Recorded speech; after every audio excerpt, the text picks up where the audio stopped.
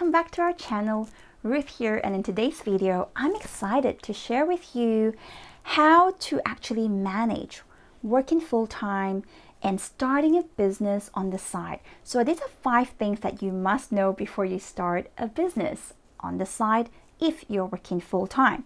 The first one is you must have a vision. Now you must know what to do and ensure that it is sustainable.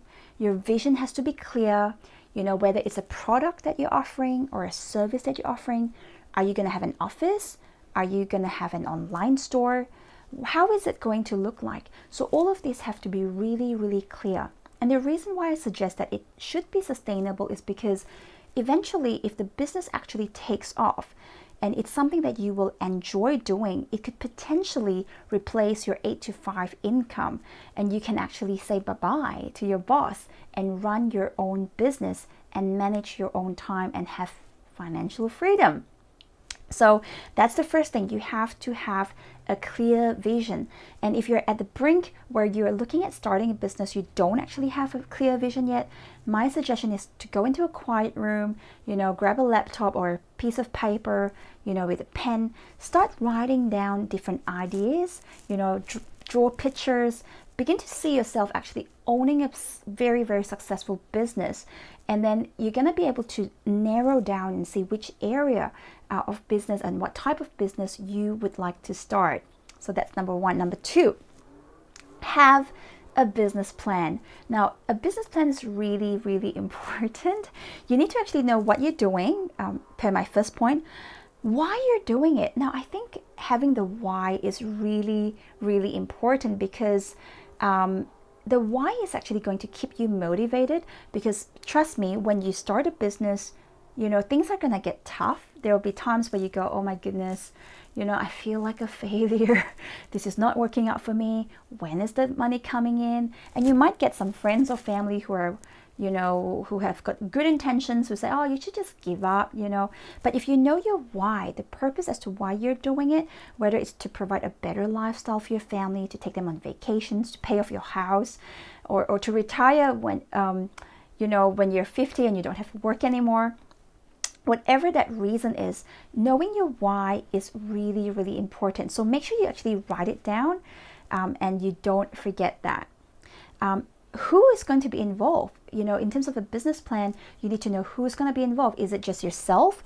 Well, if it's a small business and you can have the capacity to do everything yourself, that's great, because sometimes, not all of us have the privilege, of having someone to invest in our business, and sometimes you don't want that huge pressure or cost.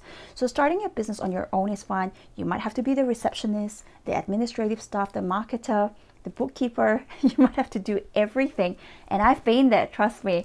I feel like, oh my goodness, I'm playing so many different roles. I have to do everything, but it's so rewarding, because when you begin to learn all these different functions about a business, guess what? When you begin to hire a marketer, a bookkeeper, a receptionist, an administrative staff, you can actually train them exactly how you want your business to look like. You can train them. You can actually instill the culture of your business into your workplace. So it's really, really valuable, and do not despise the days of small beginnings. Also, in terms of writing a business plan, you need to know where you're hosting your business. It could be a physical location, or would it be an online platform, and when you're going to start. So you have to have a timeline, because the thing is, if you just keep thinking, oh, one day I'm going to have a business plan, one day I'm going to have a business, you know what? The first year is going to pass, the second year is going to pass, and 10 years later you look back and went, what happened? You don't want that to happen. You want to look back at the end of your life and say, you know what, I've done everything I can. I've got no regrets. I'm leaving a legacy behind for the next generation and the generation to come. And I've lived a full life. So make sure you have a time limit set. The third tip that I would like to share is have a plan. Now, planning is really important. Now, personally, I've got a 5-year goal, a 10-year goal, which is actually a lot more vague. I like to say to myself, in 10 years time, I would like to see myself doing this. I would like to see myself stop doing this and that. in 5 years time I would like to, have, be this, etc. But those are like long-term goals, and they're a little bit more vague. They're like dreams, and desires, aspirations. But the next 12 months is usually the most important, the determining factor as to whether you're going to succeed in the future. So my advice is, every single year before you enter the new year, or just as you're entering the new year, ask yourself the question, on the 31st of December, what do I want to see accomplished this year that is going to help me get one step closer to living my dreams, right? So in this case, if you're looking at starting a business, you might think, well, for the first year, because I'm working 8 to 5, perhaps you're a mom or a dad with 5 kids, you're volunteering in a community organization, you could be maybe very involved. So your goal might be to say, well, for the first year, I would like to see $20,000 in my business, and I'm just gonna do, say, a couple of hours a week, working on this business. It could be more. It could be, well, in the first year, I would like to see it replace my income, whether it's $50,000 or $100,000. And then from there, you have a working plan, and you plan backwards, and you say, well, in order for me to actually achieve that goal on the 31st of December, what do I need to do in January, February, March, so on and so forth to actually make that happen? And personally, I schedule everything in. I even plan up to the week. Now, I don't plan in advance for the year in terms of the week, but I look at the months and I say, okay, in this month, I'm going to look after this project.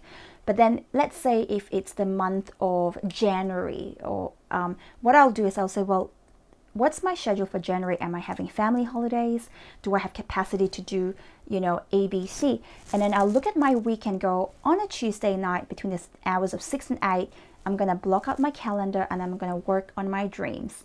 Okay, so make sure you have a working plan and work backwards. Number 4, let your family know and be on the same page, especially if you've got immediate family member and kids who are still living with you. You want to actually let them know and say, hey, mommy or daddy, we're starting this business. We really need you to help us out here. We can't watch Netflix with you on a Tuesday night, but we're going to have a family night on a Thursday night. So for these 2 hours, you just have to sit still and do your homework or read a book. And mommy or daddy, we're going to actually work on our business, and get them involved as well. If it's something that they can help out, get them excited, get them part of it, communicate your intention with them so everyone is on the same page, and you draw that healthy boundary. And if you are a socialite, you love socializing, and let's say you catch up with a friend and you spend 5 hours with friend number 1 and 5 hours with friend number 2 on a weekly basis, perhaps you want to consider doing it on a fortnight basis, or maybe 2 hours of coffee and then spend the other 3 hours working on your dreams. So setting a healthy boundary is important if you want to actually start a business and see it succeed. And finally, you must commit and follow through. Even if you become tired, even when things get tough, no excuses.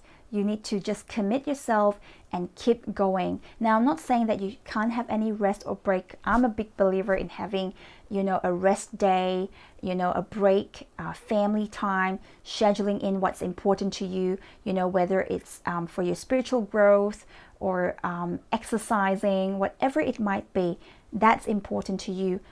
But what I'm saying is that sometimes when things get tough, and you feel like, what is the 2 hours this week going to make a difference? It's going to make a difference. The thing is, success doesn't just come by intensity. It actually comes by consistency. If you ask most millionaires and billionaires today, they will tell you that they were actually consistent. They developed a routine, and don't ever give up.